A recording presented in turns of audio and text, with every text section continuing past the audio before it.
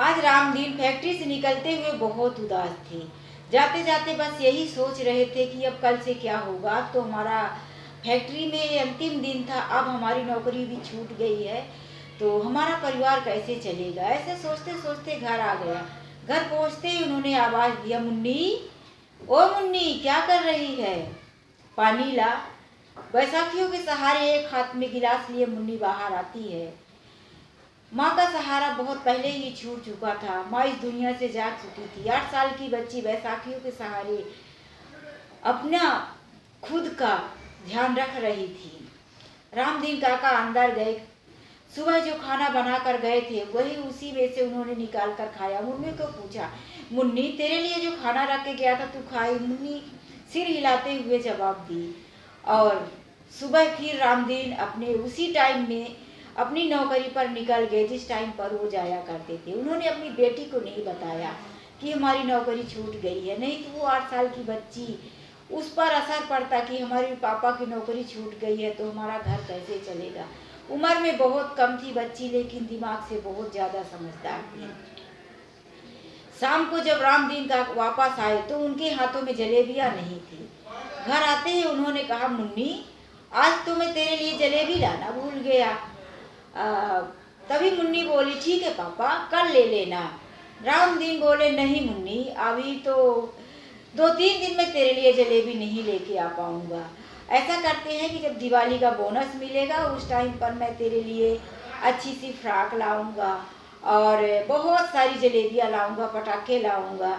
अभी तो थोड़ा काम ज़्यादा है। मुन्नी को समझते देर नहीं लगी कि मेरे पापा के पास इस टाइम पर कुछ न कुछ तो समस्या है। शायद मेरे पापा की नौकरी छूट गई है, नहीं तो जब मेरे पापा के हाथों में पैसे रहते तो मेरे लिए जलेबियाँ लाना कभी नहीं भूलते। फिर सुबह हुई। रामदीन अपने लिए कहीं काम ढूंढने चले गए। किसी दिन काम मिलता कि किसी दिन काम भी नहीं मिलता था।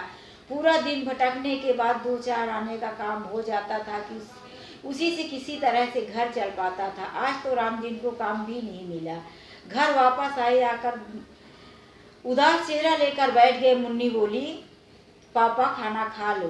रामदीन बोले, आज बहुत जोर से सिर दर्द हो रहा है, और हाँ, फैक्ट्री में ही थोड़ा खाना बचा था, साहब का, मालिक का तो दिया है, तो हमने खा लिया है। मुन्नी, जो खाना रखा हुआ है तू खा ले।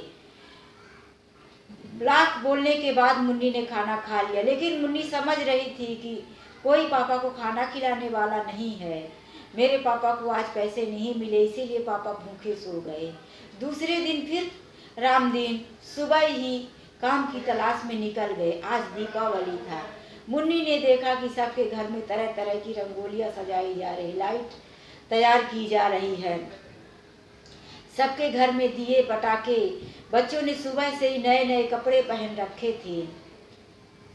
मुन्नी बहुत उदास हो रही थी। उसे लग रहा था कि मेरे पापा की नौकरी नहीं छूटी होती तो कम से कम हमारे पास दिए के तो पैसे होते।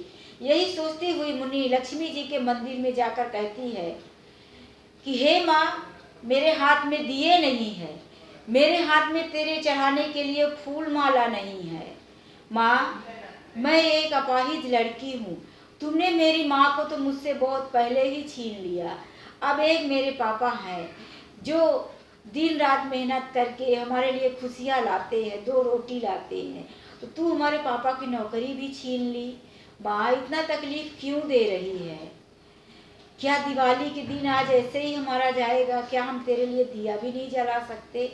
मुन्नी यही कहकर मंदिर में बैठी रह गई और सब आने जाने वालों को जो पूजा के लिए कई तरह के प्रसाद, फल फूल लाते थे, उन्हें देखती रहती थी कि शायद मेरे पास भी ये सब कुछ होता तो मैं भी माँ को चढ़ा पाती। रामदीन जा ही रहे थे कि उन्होंने देखा कि एक दुकान में बहुत अच्छी सी फ्रॉक लगी हुई है जो उनकी बेटी की सेम साइज की थी। दुकान में जो पुतला रहता है, पुतले को वो फ्रॉक पहनाया गया था और वही फ्रॉक मुन्नी के साइज का था। रामदीन को वो फ्रॉक बहुत पसंद आया। तभी वो उस फ्रॉक के आगे पीछे जाकर देखने लगी। इतने में दुकान का मालिक बाहर आकर बोला, अरे क्या कर रहा है? चोर है क्या?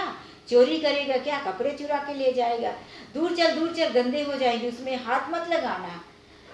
रामदीन को इतना दुकान वाले ने डांटा तो रामदीन घबरा कर बोला, नहीं साहब, चोर नहीं है हम तो ये फ्रॉक देख रहे थे, ये फ्रॉक हमारी बिटिया के लिए बहुत अच्छी लगेगी।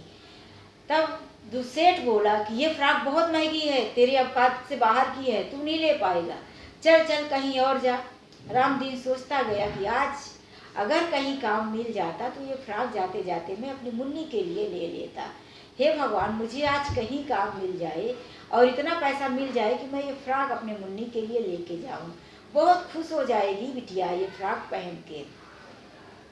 इतना सोचते हुए रामदीन आगे निकल गए, लेकिन उन्हें कोई काम की कोई व्यवस्था नहीं हुई। तो उसी रास्ते से वापस आ रहे थे और वापस आते टाइम उन्होंने क्या देखा कि वही सेठ जो उन्हें फ्रॉक का मतलब चोर समझ रहे थे, वहां से हड़बड़ी में किसी गाड़ी में चढ़ के जा रहे थे। तो उनका एक काला कलर का जो बैग था नीचे गिर गया।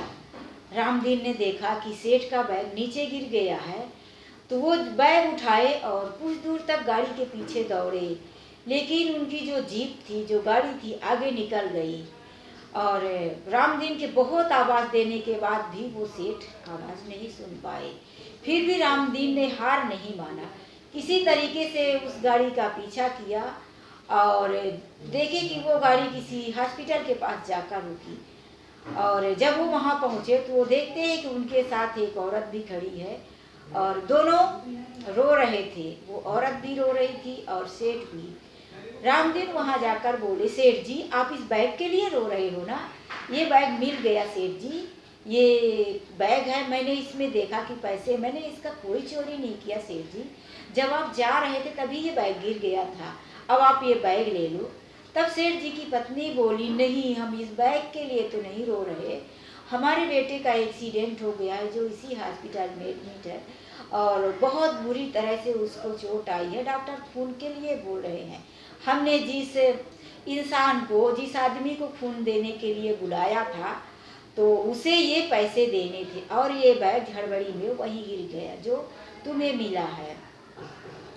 तो उसने खून देने से इनकार कर दिया। अब हमारे बेटे की जान कैसे बचेगी? हमारे बेटे का क्या होगा? हमारा एक ही बेटा है और उसके अलावा हमारा कोई नहीं है। आज सेठ जी बहुत दीनहीन और लाचार दिख रहे थे। तब रामदीन बोले कि सेठ जी मेरा चेकअप करवाइए, मेरा चेकअप करवाइए। सेठ जी बोले, नहीं हो सकता, क्योंकि हमने दोनों ने चेकअप करवाया, जब माँ बाप का खून नहीं मिल सकता तो तुम्हारा कैसे मिलेगा? सेठ जी बोले, भगवान की मर्जी है, कुछ भी हो सकता है, आप भगवान पर भरोसा करें और हमारा खून चेक करवाइए। सेठ जी ने बोला ठीक है। रामदीन का खून चेक करवाया गया और रामदीन का जो ब्लड ग्रुप था उनके बेटे के साथ मैच हो गया। रामदीन तुरंत उनको अपना खून दिया, बच्चे के हालात में सुधार आया और जब रामदीन बाहर निकले तो सेठ जी वो पैसों से भरा बैग रामदीन को देकर बोले कि रामदीन ये बैग तुम ले लो, ये पैसे तो आखिर देने ही थे जो मेरे बेटे को खून देता। रामदीन बोले, क्या बात कर रहे हो साहब, क्या बात कर रहे हो? आपका बच्चा हमारा बच्चा, हम गरीब भले ही हैं, चोर नहीं हैं, हम खून दिए हैं तो आपके बच्चे की ज़िंदगी के लिए है। हम भगवान को ऊपर जाकर क्या कहेंगे कि हमने कोई अच्छा काम नहीं किया, हमें नहीं चाहिए सेठ जी, आपके पैसे हमें नहीं चाहिए। इतना कहकर रामदीन वहाँ से चले गए फिर से काम की तलाश में। और जब शाम को घर मायूस चेहरे में आए, उन्हें उस दिन कहीं भी काम नहीं मिला। तो क्या देखते हैं कि चारों तरफ दीपक जल रहे थे, सबके घर जगमगा रहे थे। अब रामदीन की धड़कनें और भी बढ़ रही थी कि हे भगवान, आज मैं अपनी मुन्नी को क्या दूंगा? आज तो त्योहार है, मेरी मुन्नी मेरा इंतजार करते हुए सिकुड़ी हुई उदास चेहरा लेके बैठी होगी घर के दरवाजे पर, जलेबियों का इंतजार कर रही होगी। इतना सोचते सोचते ही उनका घर आ गया, लेकिन वो क्या देखते हैं कि उनके घर में चारों तरफ दिए जल रहे हैं, लाइटें जल रही है और घर की सफाई भी बहुत अच्छी तरह से हो गई है। और रामदीन जो फ्रॉक उस दुकान सेठ के दुकान पे देखे थे तो वही फ्रॉक उनकी मुन्नी पहनी हुई है। एक बार उनकी आंखों को यकीन नहीं हुआ, मुन्नी को पकड़ के चारों तरफ से घुमाते हैं और कहते हैं, मुन्नी तुझे ये फ्रॉक कहाँ से मिली? ये तो मैंने एक सेठ जी की दुकान पे देखी थी। तब मुन्नी खुशी से उछलते हुए बोली कि पापा ये फ्रॉक ही नहीं, हमने बहुत सारी मिठाइयाँ भी खाई है, बहुत सारी जलेबियाँ भी खाई, और देखो ये देखो हमारे पास बहुत सारे पटाखे भी हैं, और ये हमारे साथ ये सारे दिए जो है हमारे ही हैं पापा, हमने ही जलाए हैं। बहुत खुश हो नजर आ रही थी बच्ची। तभी उधर से सेठ और सेठानी दोनों आए। उनके सामने ही मुन्नी बोलती, पापा आपको नई नौकरी भी मिल गई है ना? तो रामदीन बोले, नौकरी किसने कहा मुन्नी? तब सेठ और सेठानी दोनों एक साथ बोलते हुए कहे, हमने कहा रामदीन, क्या तुम मेरे यहाँ नौकरी नहीं करोगे?